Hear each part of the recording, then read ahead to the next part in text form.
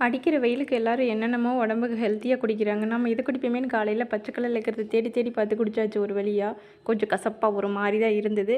இருந்தாலும் விடுவோமான்னு அடுத்த ஒரு டம்ளர் காஃபி நான் குடிச்சிட்டேன். பெரையூற்றி வச்சுருந்த தயிரில் யாரோ ஆவி பிடிச்ச மாதிரி தண்ணியாக நின்றுச்சு.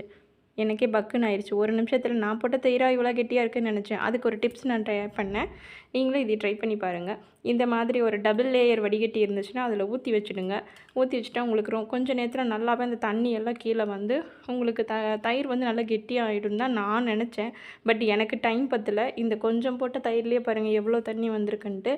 நம்ம இதுவே நீங்கள் நிறையா பேருக்கு பண்ணால் பெரிய வடிகட்டியில் கிட்டத்தட்ட போட்டு எனக்கு தெரிஞ்சு நீங்கள் ஃப்ரிட்ஜில் கூட வச்சுடுங்க. தண்ணி பூராவே கீழே வந்துடும். நான் என் பையங்களுக்காக தான் ரெடி பண்ணேன்.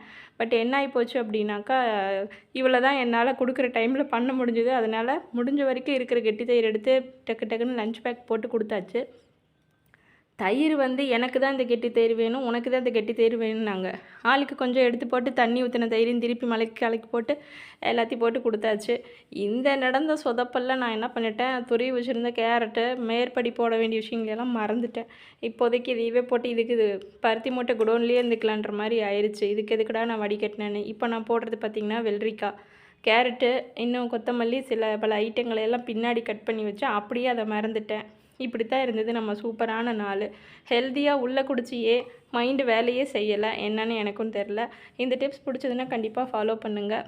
அதுக்கப்புறம் லன்ச் பாக்ஸுக்கு வந்துட்டு காளான் பிரியாணி தான் பண்ணி கொடுத்துருந்தேன். இதுக்கான சைடிஷ் தான் அது அப்படி ஆகிடுச்சு. மெயின் டிஷ் கூட சூப்பராக ரெடி ஆகிடுச்சு. சைடிஷ் தான் நம்மளை போட்டு சொதப்பிடுச்சு. ஓகே, இன்னொரு வீடியோவில் பார்க்கலாம்.